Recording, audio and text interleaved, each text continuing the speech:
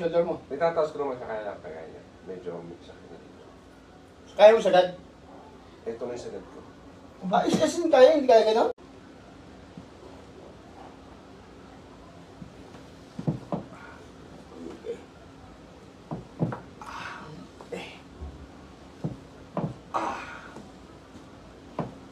Kaya na.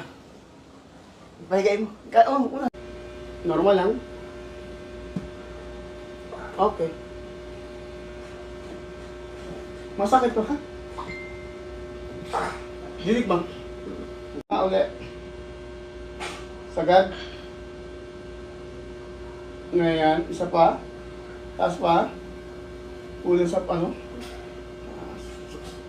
Dehydration talaga. Isa pa, sagad pa. Mas mataas-taas na, sir? Ayun ang una, dito lang. Isa pa. Sige lang. O yan, mataas-taas na. So, second session, ibabalik mo siya. Dahil ang laki pagbabago na second session, may papangako ko, magtataas na siya ng ayos. Ha?